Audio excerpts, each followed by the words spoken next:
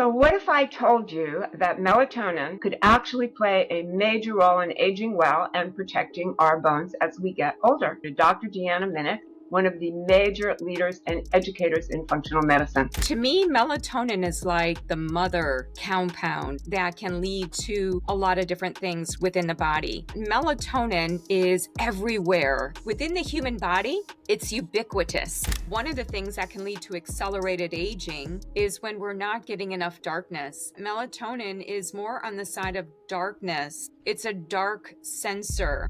Dr. Minich, it is such a pleasure to have you with us today. You've called melatonin in some of your writings and in some lectures I've heard a multitasking molecule. We've talked about a lot of the things already, but is there anything else you want to zone in on in terms of how melatonin is a multitasker beyond sleep? Yeah, and by the way, that is actually Dr. Russell Ryder coined that term in 2010. That's not my language, so I do want to give credit where credit is due, but it is truly a multitasking molecule. It's almost like a Swiss Army knife, right? It's got so many different functions. So we talked about its ability as a potent antioxidant. We talked about its anti-inflammatory properties. The other thing that we just lightly touched upon is its ability to protect the nervous system. And I've noticed that Dr. David Perlmutter, he is now talking about melatonin more as it relates to different type of neurodegenerative diseases. This is a paper looking at its role as a neurotrophic factor, so supporting the neurons in the way of survival, their growth, their differentiation, and seeing improvements with supplementation.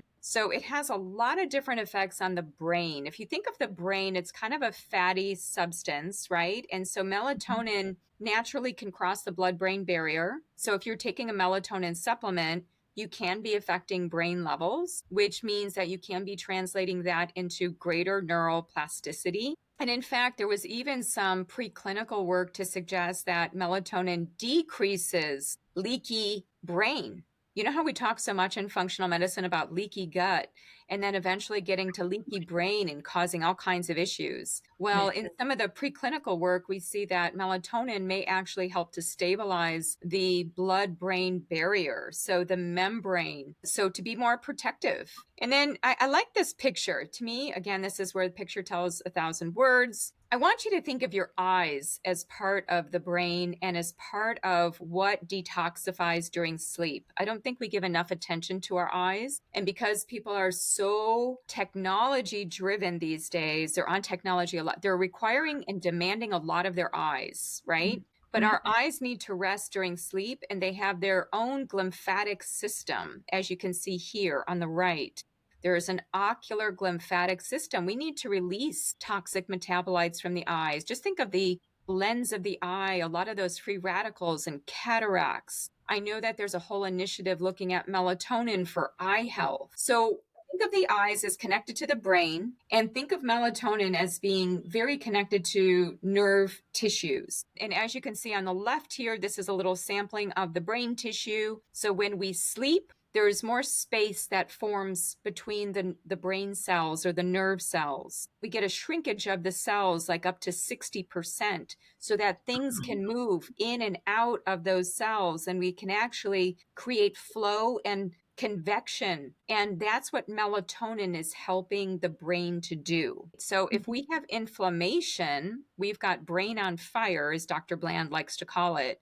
We start to create lots of particles in the brain, lots of cytokines, lots of damaged proteins. So we put more burden on the body to get those substances out, which is why we can start to see the connection between melatonin and neurodegenerative conditions. So you asked Lara about different functions. Sometimes what happens in the cell is viruses, amyloid protein, things go off and create a different phase. And then those viruses start to create more viscosity in the cell. They start to change the dynamics. They start to kind of take over the cell and create a factory of proteins. Well, melatonin seems to help to prevent that. Melatonin seems to help with mitophagy, which is cleaning up of the mitochondria. Just overall, it's like it's a very healing molecule in that way. We did talk about circadian rhythm. And then the final thing that we did talk about briefly is that it's important for the mitochondria.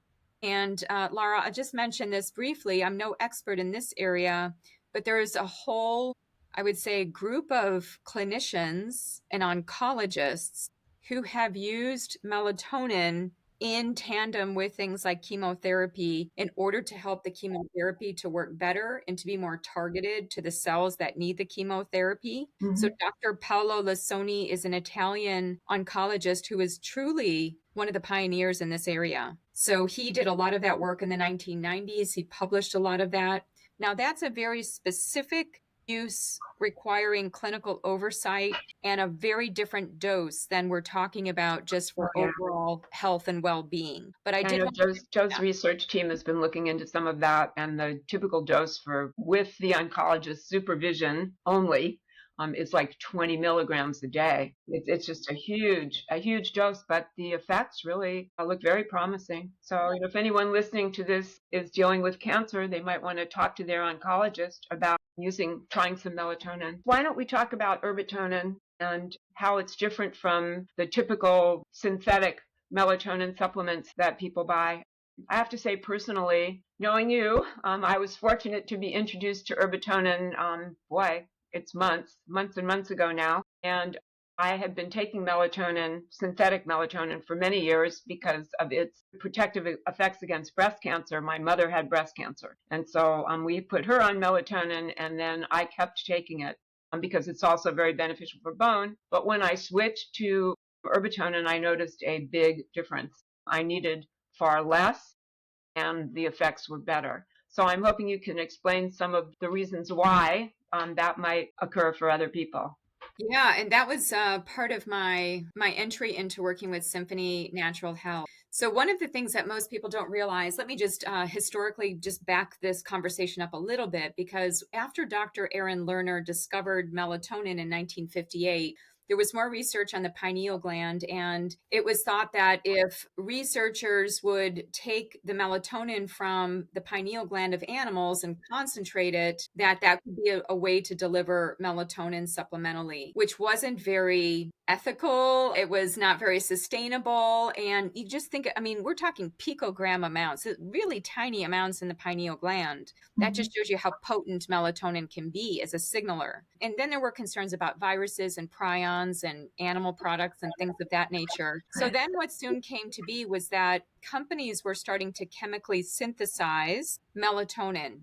So that would just be from petrochemicals, right? Just kind of starting with an organic compound, then moving it through a series of reactions. And there are articles that have been published talking about some of the potential for contaminants by way of this synthetic process. So there can be a number of different contaminants in synthetically produced melatonin. So as Lara knows, I mean, I'm just very much again about the purity of products. And when I see melatonin gummies, chewables, and you just don't know what you're getting, especially if there are interactions within the matrix of a water soluble, like gummy matrix, right? So, what are you actually getting? We just have to think about the purity. And 99% of the melatonin supplements, if you look on Amazon, they are synthetically produced. They're not plant in origin. So back in 2021, there was a publication. This is before I even got started working with Symphony Natural Health and started looking into their plant melatonin.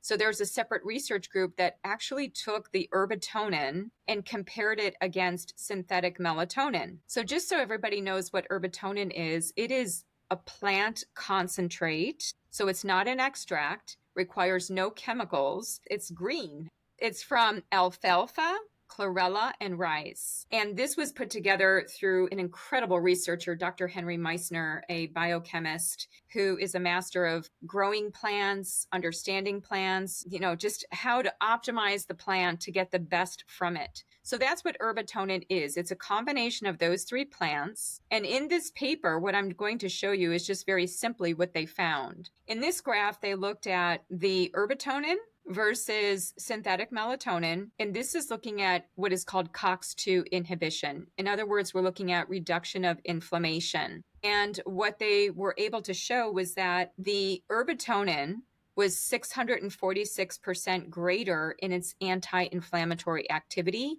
versus synthetic melatonin. Now, you might be thinking, well, Deanna, how could that even happen? Is it the same melatonin? Yes, it's the same melatonin, but what you have in the Erbitonin that you don't have in synthetic melatonin is a lot of the other compounds like different phytonutrients, which could be supportive of melatonin. So you get a little bit of lutein, which is good for the eyes, zeaxanthin, also good for the eyes, chlorophyll, beta carotene. You get small amounts of different vitamins. So it's a composite. It's a whole plant material. It's not an extract. So it's got a little bit of this amplified action, which actually translates into significant activity within the body. So even if you take that very physiologic dose of 0.3 milligrams, it's almost like you might even want to think of it as like 6 times that in terms of activity. Here is another graph where they use different synthetic melatonin samples. They compared it to look at what is called free radical scavenging. So this would tell us something about its ability to perform as an antioxidant. And what they found was that it was up to just almost 5 times greater in free radical scavenging with the Erbitonin. So it was better at its antioxidant action than the synthetic melatonin. They also looked at a skin cell line. And what they showed was that the blue bars here, which is the Erbitonin, was better at scavenging those reactive oxygen species in this human skin cell line than the synthetic melatonin. And then finally, just like the very basic, they call it an ORAC value, but it's just a way to get a gauge on antioxidant potential. And what you see with the Erbitonin is that it is definitely much higher. The higher the number, the greater the antioxidant potential. And you see that it outperforms, again, synthetic melatonin. So some people say, well, Deanna, can't I just eat more melatonin since it's found in foods? You told me it's found everywhere. And I just want to clarify that for people because sometimes that is a question. And in fact, we did address it in the paper. So melatonin tends to be found in a lot of different, I would say, plant foods, and especially the reproductive portion of the plant, like the nuts and the seeds, which is why you might have seen on social media that you just need to have tart cherry juice and then you can go to sleep better at night, or just have a handful of pistachios and you'll sleep better at night. But what we know is that there's a lot of variability in how these things grow. I would never say to people, don't have cherries or don't have pistachios because we're looking at a healthy anti-inflammatory diet. But to suggest that this is the way to get melatonin, I think is not as reliable. In fact, I did a little bit of math and I looked for papers where they had quantified how much melatonin was in certain batches of cherries and walnuts and pistachios. And I just did a very quick calculation to look at, okay, if we just want a physiological dose of melatonin, how much would we have to eat in order to get that? So what we see for tart cherries, at least using the values that I found in a few studies, I used a range and took an average. You see 2,718 fresh cherries. So that's not really doable on a daily basis, right? But are tart cherries great for other things? Absolutely. They have polyphenols, they have vitamin C, they have a number of things. But it's a little bit challenging to get melatonin through food at the level, even a very basic physiologic level that we need. So I would say, and this is a slide I like to leave everybody with, and actually, let me just mention this. We just had a full moon, and I don't know about you. So gorgeous here. It was gorgeous. It was just beautiful. It was so bright. It was so yellow. But full moons, what we see, at least in this study, and this study was done in a sleep lab. So there was no interference of light. Many times people think, I can't sleep with the full moon because it's so bright outside. Well, that makes sense because you don't have enough darkness to create more melatonin. Separately from the light exposure, look at this study, evidence that lunar cycle influences human sleep. And what they did was they kept people in a sleep lab and then they looked at their melatonin levels and they found that just naturally that 4 days before and 4 days after a full moon, their endogenous melatonin levels were reduced. You can see that here by this dip, right? And they also looked at measures of sleep quality and found that it took longer to fall asleep total sleep duration was reduced, and they overall just had less sleep quality, and their endogenous melatonin was reduced. Now, you may be thinking, well, I don't have an issue with sleep, but around the full moon, I do notice that I'm not sleeping as well. That might be a time that you need to target with supplemental melatonin and be very aware of it and see if it does improve your sleep. If we think of like all the steps to better melatonin, which means better health, better longevity. In fact, people who meditate even have higher melatonin. Oh, interesting. It's so interesting, but we've got to start at the base of this pyramid here with we need to focus on light and dark. Those are free to us. That's not taking another supplement. That is making sure we even save money by having less light and electricity, right? It's a good thing. So we need adequate darkness. And if we don't feel like we can get that, then how do we shift our home life and be thinking about maybe having blue, like with your son, with Galen, I would even say, blue light blocking glasses can help with shift work, right? So it helps to reduce, especially in a hospital setting when everything is bright and enriched in blue light. So having those blue light blocking glasses, if you're on the computer a lot, just tend to your eye. Yes. Yeah. I think it's very smart, and they're inexpensive. There's a lot of variability of those artificial blue light glasses, but there was even one study that showed that improvements in fasting plasma glucose levels, insulin resistance, and sleep quality in healthy participants who wore blue light shield eyewear for 2 to 3 hours before bed for 1 month. So they work, if they truly are blocking the blue light, and they can run you anywhere between $20 to $50. It's not a huge investment for, again, helping so many different parameters. So get those blue light blocking glasses as one way to preserve your melatonin. Get enough protein in your diet, because melatonin comes from tryptophan, which is an amino acid. So when we're hearing all this buzz about protein, I think that that's for good reason, and even ties into melatonin, because even the pineal gland needs tryptophan to make that melatonin, right? Unless you're supplementing with melatonin, in which case you wouldn't need that. Making sure that we have an anti-inflammatory diet, high in plant antioxidants, that's important. And Lara, you've been talking with the community about that. Making sure that we've got our protective nutrients, whatever we can get in terms of healthy food sources that would give us lutein and zeaxanthin, which would protect the eye from blue light.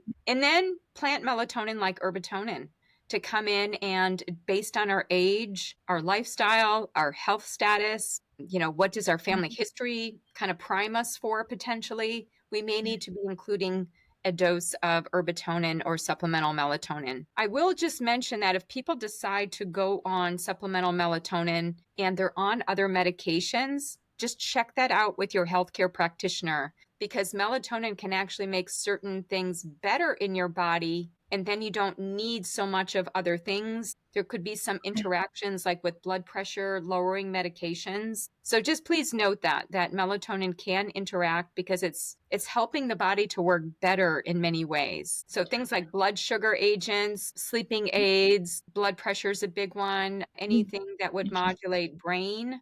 You would want to be thinking about that. And there's a website with all research. It's phytomelatonin.org. This can give you a list of a lot of those contraindications and those medications that can interact. So you can find a lot of this on here, but you won't find anything about the Erbitonin. You'll just find the general research as it relates to melatonin. But there is also a section on bone health that you can go to. It's under clinical applications, and you can go to the drop down where it has bone health. Yeah, can we talk for a minute about how melatonin specifically supports bone health? Yes, of course. You're the expert in this area, and I'm happy to kind of come in at whatever level you want me to. Yeah, I completely defer to you on melatonin. I've seen some research suggesting that melatonin promotes osteoblasts, which are the cells that produce new bone for us, promotes osteoblast production and activity. Can you tell us a little about that? Have you seen any of that? Yes, there are some cell studies that would suggest that melatonin could be helpful for osteoblast activity, the bone building activity. and also on the other side to help with reducing the inflammatory cytokines that can be implicated with the osteoclasts. So I think in general, helping to harmonize bone dynamics. And what about its effects on vitamin D, balancing with vitamin D and calcium absorption and that whole? Absolutely. In fact, just to kind of speak to that vitamin D connection, which we kind of started with, this might be of interest for people. I'm just going to share my slide on this. This study was looking at women and their levels of vitamin D and melatonin, and they also looked at sleep. But what they found, of course, was that most women were either vitamin D deficient or insufficient. And they found, this is the pearl, higher melatonin levels were associated with reduced risk for vitamin D deficiency. And there seemed to be a correlation between vitamin D and melatonin. So if you've got low vitamin D and you're working on that, it might suggest that you could have lower melatonin as well, because they're kind of, again, one is about the light, one is about the dark, and they work in tandem. So yes, as part of bone health and focusing in on vitamin D, vitamin K2, and calcium and minerals and magnesium, we do need to be considering melatonin as part of that equation because of its entry with the whole discussion on vitamin D. This isn't any question on the list, but it's something I thought of, so I'm going to throw it in here. Many housekeeping functions ramp up at night when the body is supposedly not digesting food, that you ate 20 minutes before you went to bed, but your body is freed and your brain is supposedly not dashing around either, and you do housekeeping functions. You clean things up like the brain, and you promote new bone formation and everything. So I'm thinking that melatonin certainly comes in there supporting that, the ability to do housekeeping functions at night, like rebuilding your bones. So I think that's another aspect. I haven't seen any research discussing that. Do you have anything to add, or is that? It's absolutely a reasonable hypothesis because of the cleanup, and especially as it relates to inflammation. And we know that would impact bone. We also need to remember that melatonin belongs in kind of the hormone web, and one of the hormones is growth hormone, which would also tie into bone. So that would be worthwhile to be thinking about, is if we have our melatonin correct and at its proper level, then you're going to potentially have other hormones that are functioning better, which would help in that cleanup process and also building process. Because the nighttime is so much about restoration, it's so much about rejuvenation. And that's why when people shortcut their sleep for a variety of different reasons, we're really missing out on the building, on the osteoblast portion that you just spoke about. Another kind of an aside here, but I saw one paper stating that melatonin increases the production of collagen, our body's ability to produce collagen for us, which is such an important component of the bone matrix. So I think that's another way that melatonin should be important for our bones.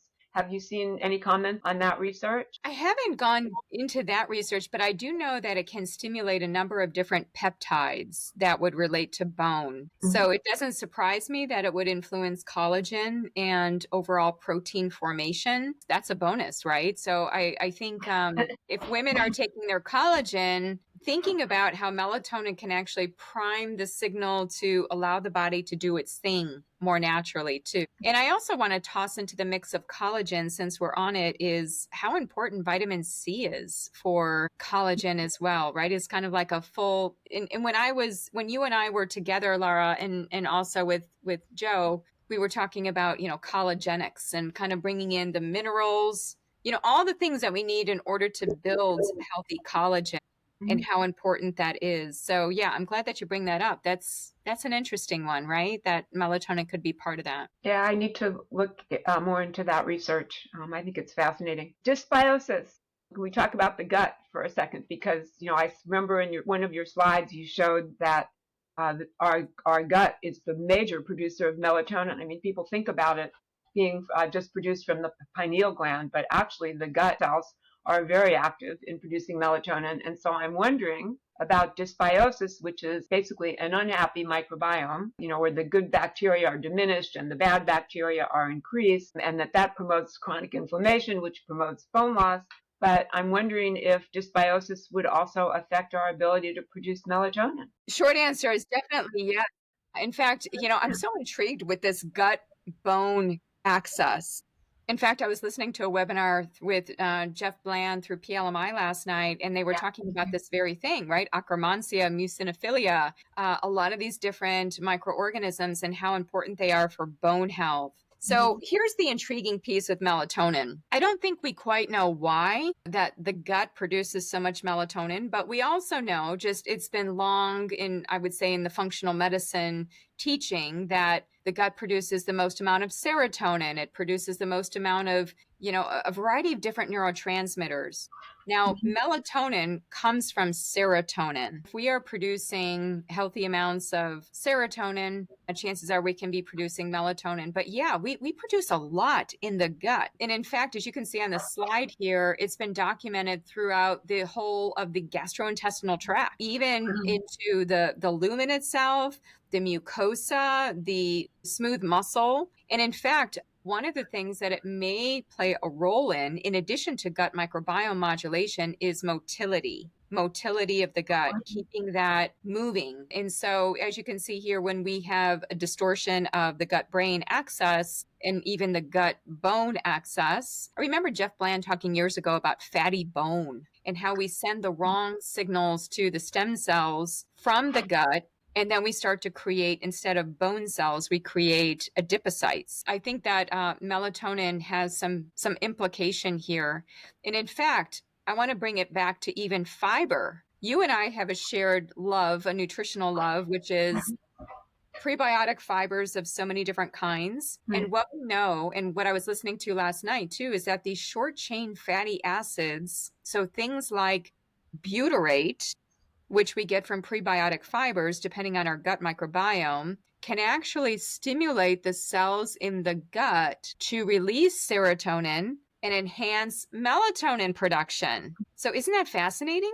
Our body wants melatonin. It has multiple paths that are redundant in order to get us to melatonin, which tells us that it's important. When nature knows that something is important, it makes for redundant systems in the body. We're even producing it in the gut. Now, here's the difference. The gut-made melatonin seems to work more locally. You see how it says here, paracrine or autocrine? So this is not always seen in a full-on endocrine way, like the pineal gland, which is a true endocrine gland. What we know about, at least to this day, what I can tell from talking with melatonin researchers, is that the melatonin made in the gut is more or less used within the gut or in the surrounding areas, and not as much is circulated throughout the body. There is some, but it seems like it's more of a localized effect. So that could be implicated again in the microbiome, in the motility, in fostering just a healthy milieu within the gut. And there's certainly a lot of inflammation that can be going on in the gut. So I can see, where melatonin could be very helpful there. Yes, that's a really good point. What about cortisol? I recently taped. Life these days is a little bit more stressful. Certainly than I remember from when I was younger. It seems to be challenging in many ways for many people. And dysregulated cortisol production has really become a lot more common. I taped a full Ask Lara on that and how it increases belly fat and prevents you from sleeping and so forth. Can you tell us a little bit about cortisol's effects on melatonin? Yes. First of all, they're like brother and sister. Cortisol and melatonin are like brother and sister. It's like vitamin D and melatonin. They're like two sides of the same coin. So cortisol, as you can see here, is the hormone that gets us up and out of bed. Testosterone is also increased in the morning, and that is what gives us a sense of drive and motivation. So if we don't have proper cortisol and testosterone, we cannot get a very good start to our day. We're going to be languishing. We're going to be fatigued. This is chronic fatigue syndrome, which is implicated with other things, of course, but cortisol is a daytime, morning time hormone. Now, melatonin, as I mentioned, is peaking in the middle of the night, but our melatonin starts to go up as it gets dim. So if we have healthy melatonin levels, this will actually help us with cortisol. When we have healthy cortisol levels, that is tethering us to healthier melatonin. So I just wanted to show you the clock, just as an example. And of course, there are other hormones that are at play here, but we won't get into those. I mentioned growth hormone. Their thyroid hormone is actually peaking in the middle of the night as well. But all of these things are very interrelated. But cortisol, I'm glad that you asked about it because it's very connected. So here's the other biochemical pathway I want to show you by way of answering that question.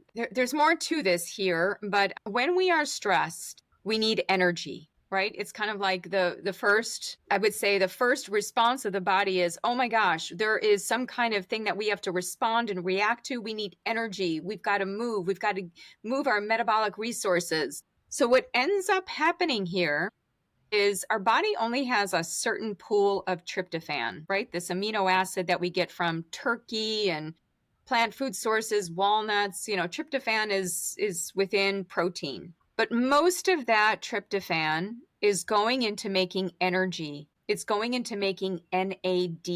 And NAD is a type of B vitamin that helps us with energy. In fact, that's what our mitochondria is helping us to churn out, is more NAD.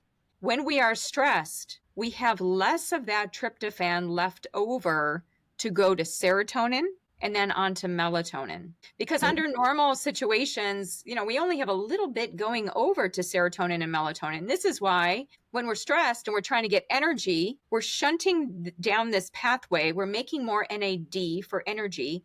But by way of doing that, we're making more neurotoxic substances.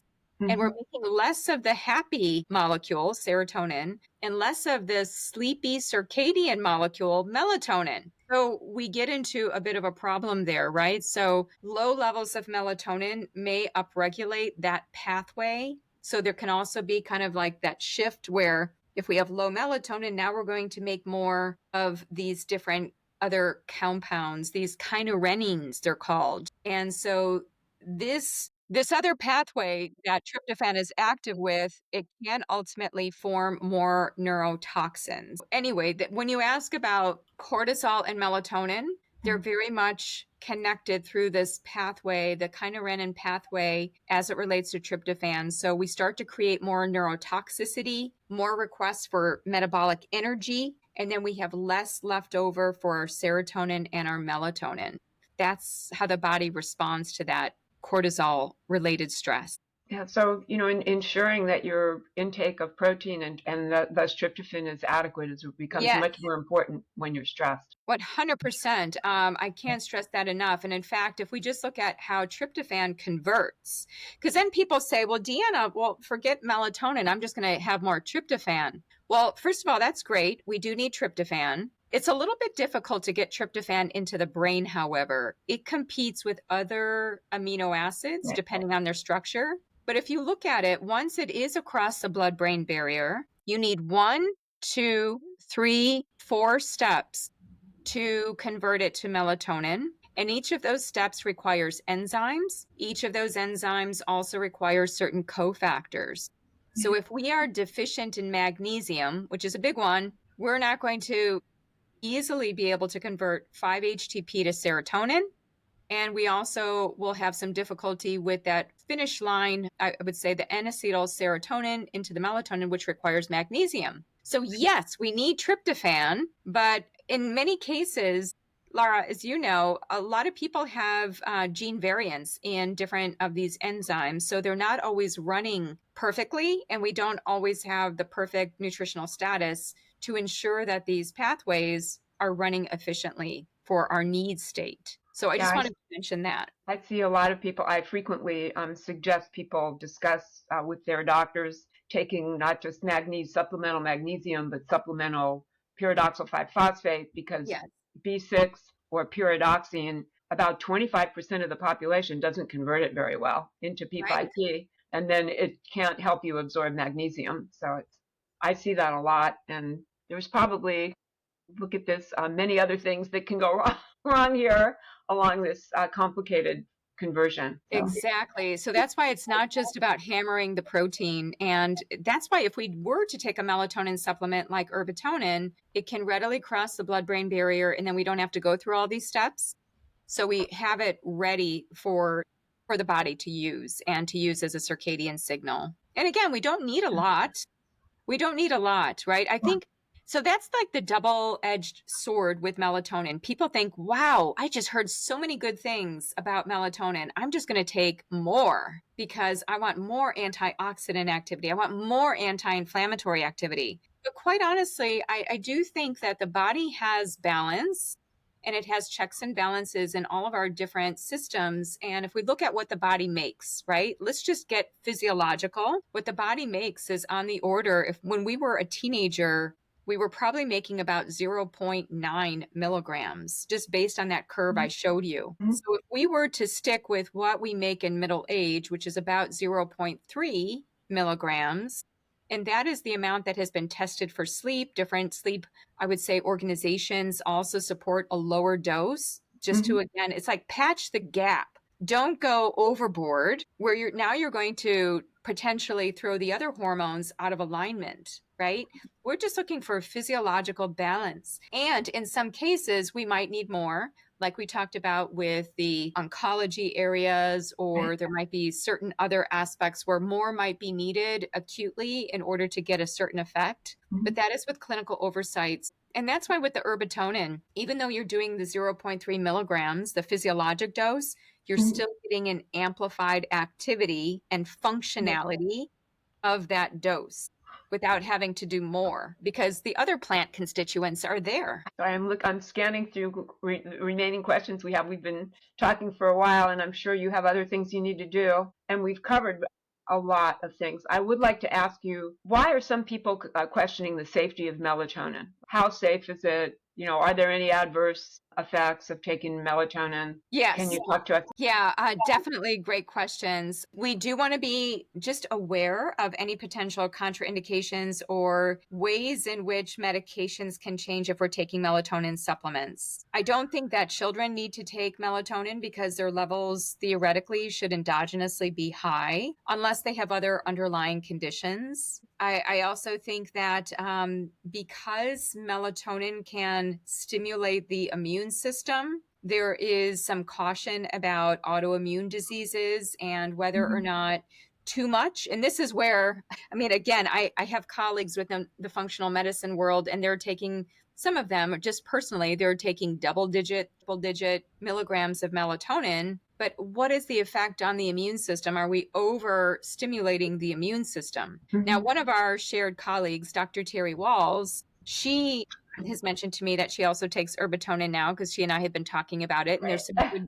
data on multiple sclerosis. So I do think we need to be conscientious of that. But I think where melatonin has had the bad reputation, because, you see it in the news, it's like, oh, it's a hormone. We shouldn't be having a hormone. And in fact, you and I were in the UK in October of last year. You cannot get melatonin very easily over the counter in certain countries like the United Kingdom. And so there is a perception that it is a hormone and that it should not be taken supplementally. And I think that that really needs to be looked at, and looked at with a critical eye to the science. Sometimes it takes the overall society or the clinical sphere 15 to 17 years to kind of have an acknowledgement of all of the good science. And I think it's about the dose, it's about the format. Yes, have there been issues with labeling of melatonin and having the label claim not match up? Yes, there has been some of that in the news. The other concern that some people have with taking melatonin is, if I take melatonin, does my body stop making it? Now, when they think like that, they're thinking of melatonin as a hormone. And when we think of the hypothalamus and the pituitary sending out the releasing hormones to create kind of this production of hormones in the body, and then eventually we turn that signal off, that's what they're thinking with melatonin. But melatonin doesn't work like that. In fact, that is the number one thing that I am asked by people is, what is the data as it relates to, will my body stop making melatonin if I take it?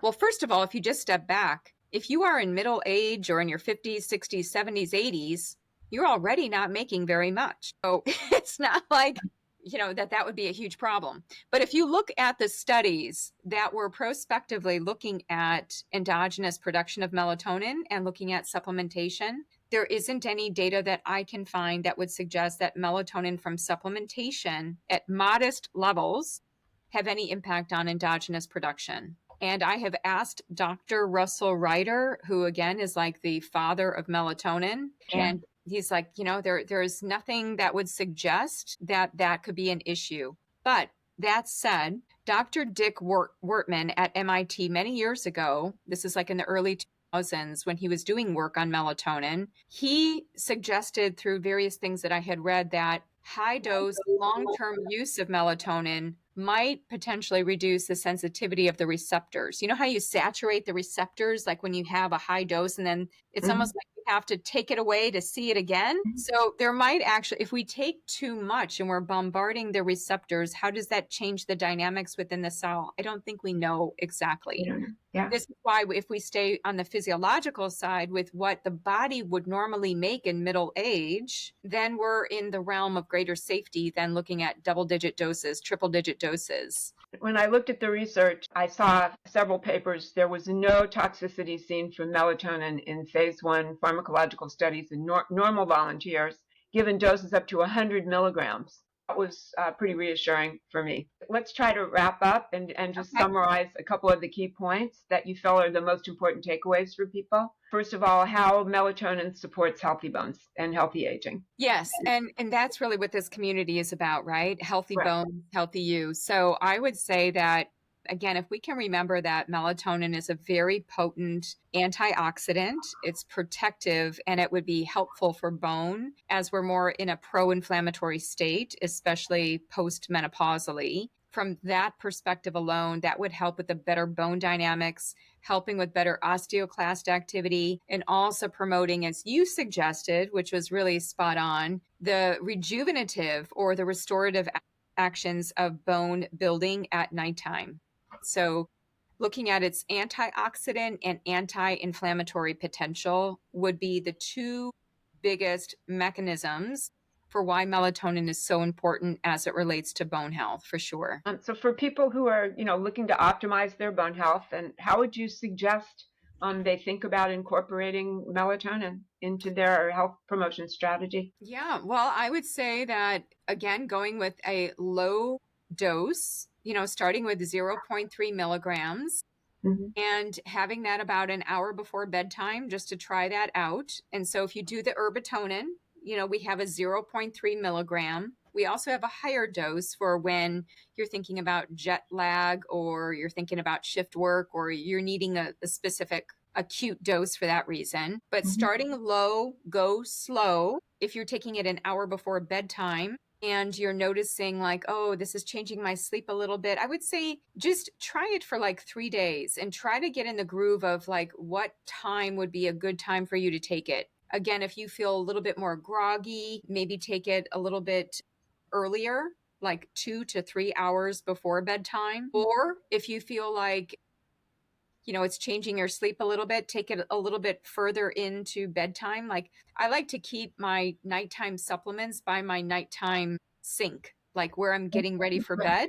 So I just do everything at once, right? I actually do take just like a composite of certain things at night. And if you take the melatonin, it's also okay to take it with things like the AlgaeCal products. There shouldn't be any issue there. Again, it is more fat soluble and water soluble. It can flex in either direction. Some people like to take it with a little bit of fish oil because it is fat soluble. So that could delay the release of melatonin a little bit. So that would be my guidance is if you have specific questions about your health, obviously check with your healthcare practitioner who knows you well. I don't know your personal history or if you're on medications, but I do think that getting melatonin and starting with a low dose, a safe dose, looking at how you feel when you're on it will be the best gauge. And I would recommend Dr. Russell Ryder's book called Melatonin. If people just want to read about it and they're very intrigued about a lot of this research. Now, it's an older book, it's from the 1990s, but it's really fascinating and it's an easy read. I mean, I think I read it in just a couple of hours. I was just eating it up. It's so, he was naming all of these interesting studies, even about aging and animals that were given water with melatonin versus animals without melatonin and how the animals that were given melatonin aged at a slower rate than the animals that were not given melatonin, just little things like that. It just piqued my interest. For bone, I would definitely just, this is what I do personally. I do take the 0.3 milligrams. I am hyper focused on my bones. That has become my body system that I'm watching now, being postmenopausal. And so that's I think at least a good start. And then if you need to tweak it, you can always check with your practitioner about that. Well, thank you, Dr. Minich. Your expertise has hugely enriched our understanding and appreciation for melatonin. For those who wish to learn more or connect with Dr. Minich, you can visit her website at www.deannaminich.com or follow her on social media for updates. Links to her social media, her certification program, and whole detox are below. Also, Dr. Minich has provided us with several slides, downloads, more information about melatonin, and a free melatonin guide that you can download.